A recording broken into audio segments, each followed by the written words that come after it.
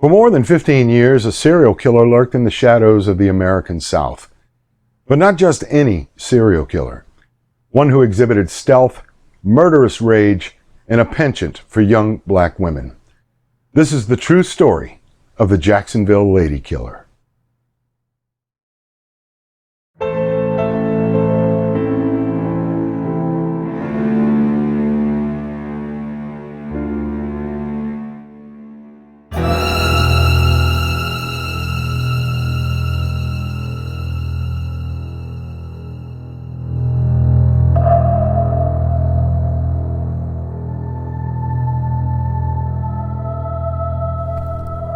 On January 1st, 2003, the family members of one Nakia Chanel Kilpatrick grew worried.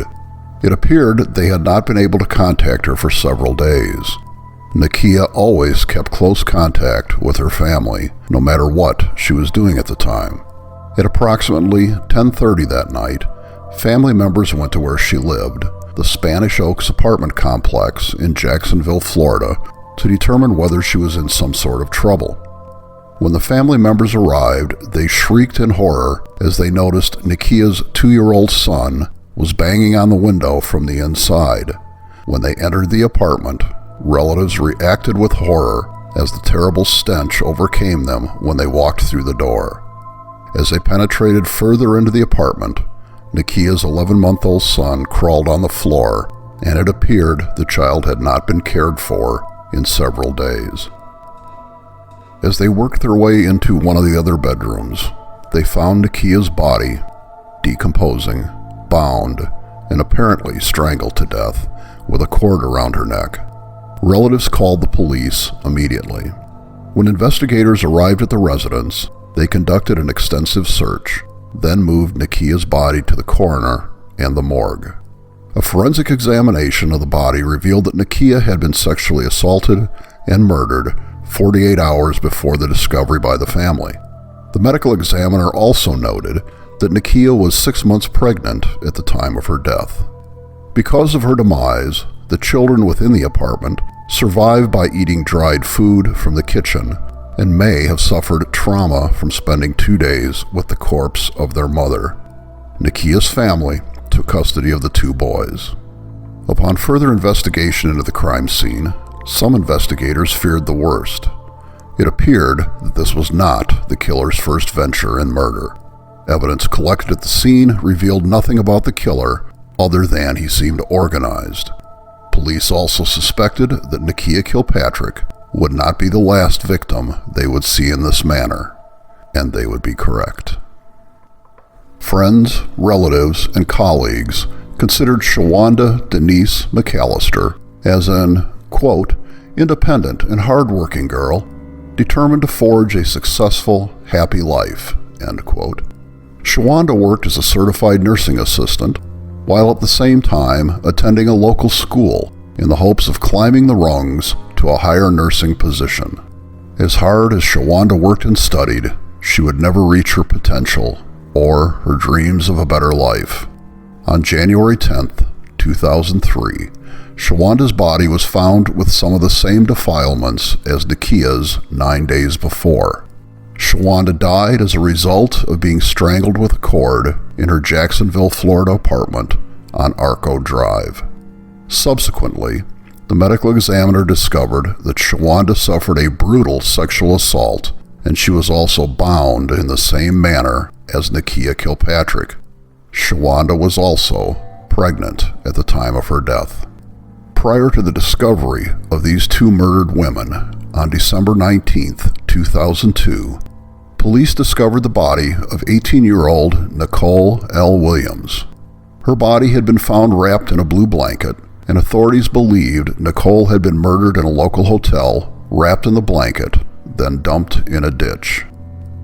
Upon more intense examination, Nicole had been bound in the same manner as Nakia Kilpatrick and Shawanda McAllister.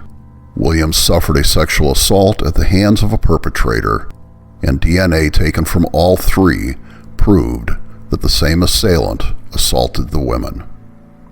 On February 5th, 2003, a construction crew made a grisly discovery when they unearthed the body of 17-year-old Giovanna Tyreka Jefferson in a ditch. Jefferson had been missing since January 20th, 2003. When investigators arrived on the scene, they also discovered the remains of a second woman, not more than 6 feet from Jefferson's corpse. The second victim would later be identified as 19-year-old, mother of 2, Sarita Ann Cohen, missing since February 4th, 2003. Some evidence suggested that the girls found near the construction site were bound behind their backs and they had been sexually abused prior to their deaths. But this time, eyewitnesses came forward and stated that both Jefferson and Cohen had been seen in the company of a local cab driver. The driver's name, Paul Durousseau. Further investigation into this taxi driver brought detectives some revelations to the case. Paul Durousseau was born on August 11, 1970, in Beaumont, Texas, and moved with his family frequently around the United States. Not much is known about his childhood, but what investigators later discovered, this particular individual had an arrest record that spanned back to 1991. His first known arrests occurred in December of 1991, and then he was arrested for concealment of firearms in California in 1992. After his arrests, and no one really knows how he circumvented the scrutiny of military authorities at this time, he enlisted in the United States Army. After completing basic training and AIT, Advanced Individual Training, the Army stationed Durousseau in Germany. One night, when visiting a local nightclub while stationed there, he met a 21-year-old servicewoman named Natoka Span, and the two quickly fell in love and later married on a trip to Las Vegas in 1995. After their marriage, the Army transferred the Durousseaus to Fort Benning, Georgia. Subsequent to the transfer, Durousseau began tangling with military authorities. In 1997, military police arrested the young man for the kidnapping and rape of a young woman there. The military court later acquitted Durousseau of these charges. Following this acquittal, another young woman, Tracy Habersham, was found dead near the base, but police never considered Durousseau as a suspect, even though she exhibited certain facets of the kidnapping and rape that Durousseau stood acquitted. Later, though, the military police finally caught up with him when he was arrested for possession and sale of stolen goods. Then, Durousseau stood before a military tribunal for court-martial, and the panel, having found him guilty, dishonorably discharged him from the Army. Due to Durousseau's constant brushes with the law, this put a tremendous strain on the Durousseau marriage, and he found it increasingly difficult to find work. He attempted several temporary jobs, but nothing seemed to stabilize. In 1997, when his wife Span received her discharge, the two decided to move to her hometown of Jacksonville, Florida, and moved into an apartment there. Subsequent to moving there, the couple had a child, a new baby girl, followed shortly thereafter by the birth of another baby girl a year later. Even after the birth of their children, the marital situation seemed to deteriorate even more. Durousseau had been described by friends and acquaintances as a very rude womanizer who often fought with his wife over financial troubles, his lack of maintaining any gainful employment, or his constant affairs with other women. One neighbor noted, quote, he, Durousseau, often made sexually suggestive comments to area women and attempted to seduce young girls in the neighborhood, end quote. In August 1999, after one particular incident between the married couple, police instructed Span on how to obtain a restraining order after Durousseau slapped his wife and then attempted to strangle her. A year later, Span supposedly reported to the police that she informed her husband that she planned to file for divorce, and he became uncontrollably violent.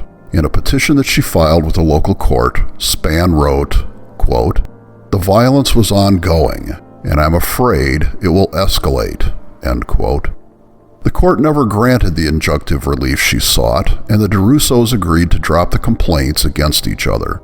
A year later, in 2001, Durousseau became angry with his wife again and this time he strangled her almost to the point of unconsciousness. An injunction was sought after this incident, but never pursued. Friends, colleagues, and relatives of the battered wife felt sorry for her due to her hardworking attitude to make a better life for her and her children. Durousseau stood out as a monster to those people, and little did they know how later evidence revealed just how much of a monster he had become.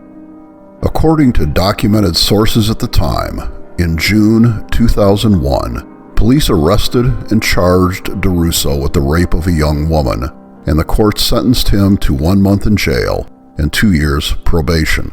After examining his extensive arrest record when it came to domestic violence, this sentence seemed extremely lenient. In August of 2001, police again arrested Durousseau for a domestic violence charge filed by his wife and spent another month and a half in jail. In April 2002, police charged Durousseau with burglary, and he later stood acquitted of those charges.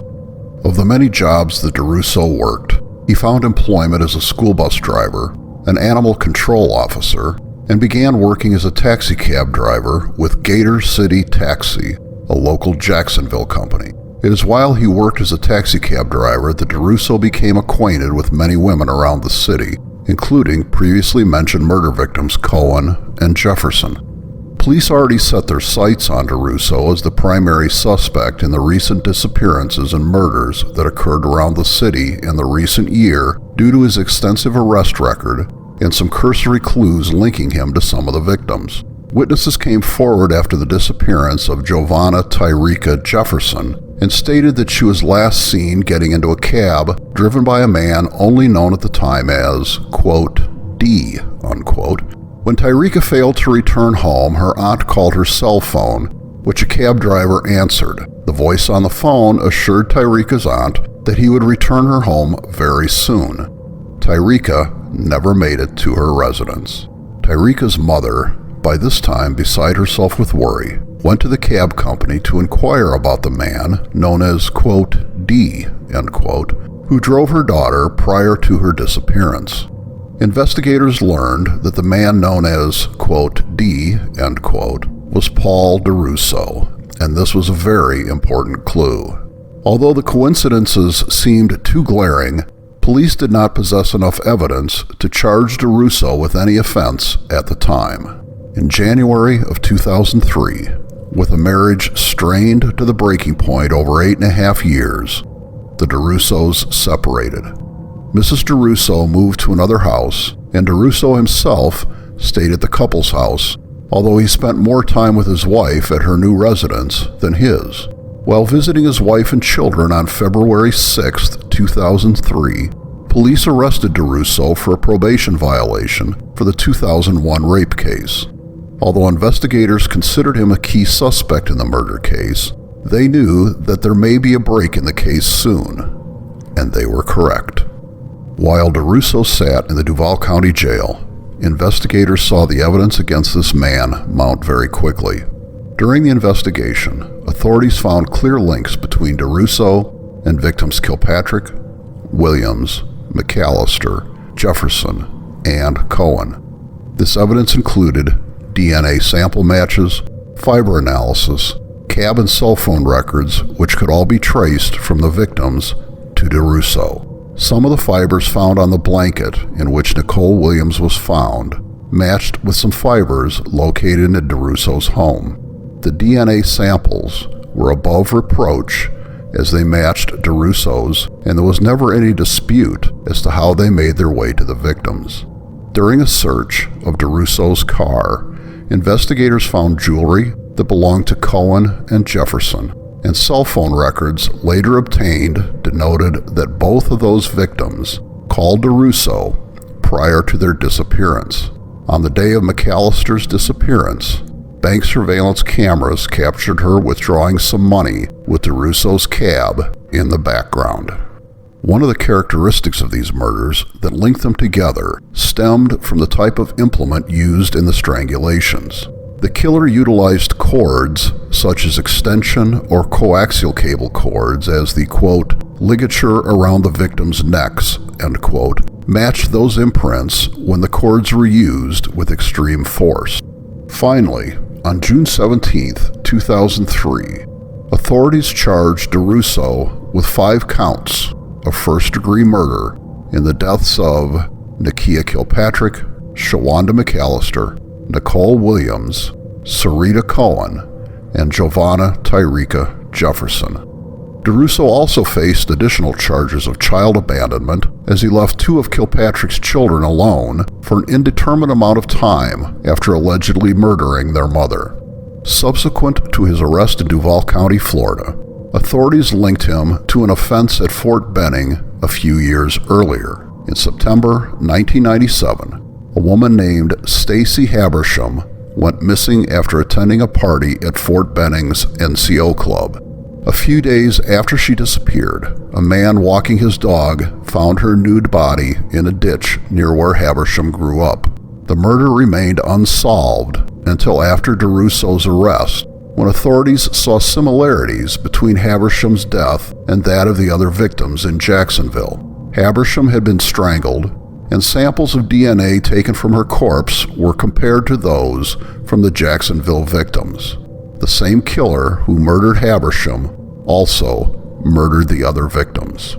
Furthermore, investigators later stated that most of the victims had been sexually assaulted prior to their deaths. However, authorities would not go too far to say that Habersham had been assaulted as well. Although warrants had been issued for Durousseau's arrest in Georgia, most speculated that he would be tried for Habersham's death even if he stood convicted in Florida. But the strategy of the case took a turn for the expediency of getting this monster off the streets of Jacksonville.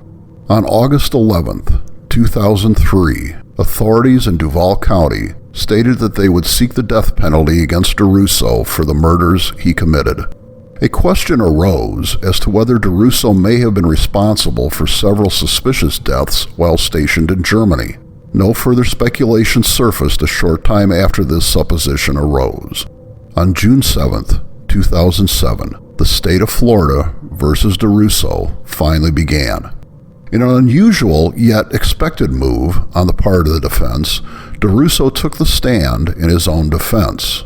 Many prosecutors look at this as, quote, easy prey, end quote, so to speak, because it would not be difficult for most seasoned prosecuting attorneys to disassemble any accused serial killer's movements or denials of murder.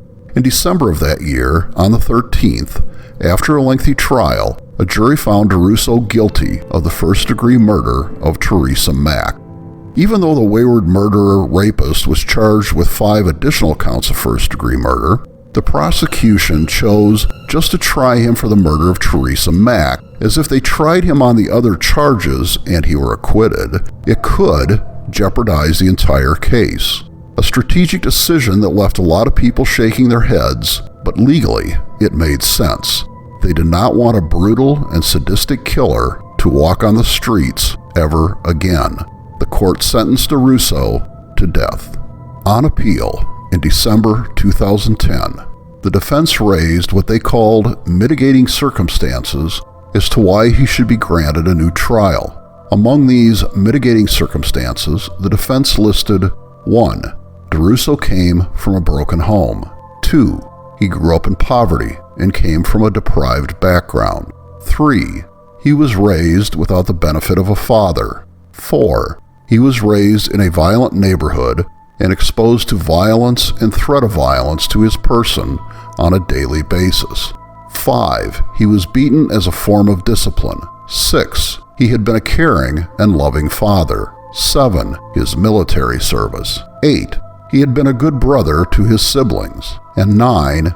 He has alcohol abuse issues. The Florida Supreme Court rejected the mitigating circumstances as having little or moderate weight on the reasons for committing his crimes. In 2012, Durousseau filed another appeal where he stated that he had ineffective counsel and requested additional physical and psychiatric testing, and defense counsel proved ineffective by not conducting a, quote, meaningful, end quote, voir dire or jury selection process.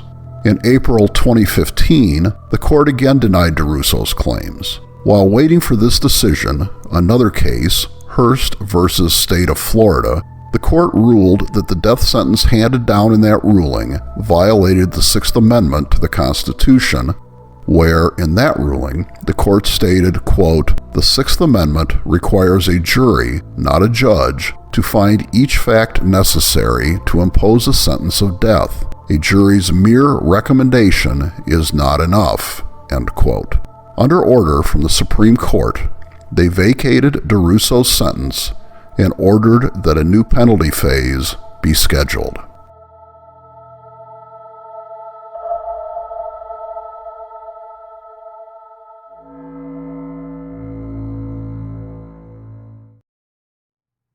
As late as March 2019, Florida and the victims' families still await justice and closure as Durousseau has yet to undergo a sentencing phase and sits in prison awaiting for an adjudication.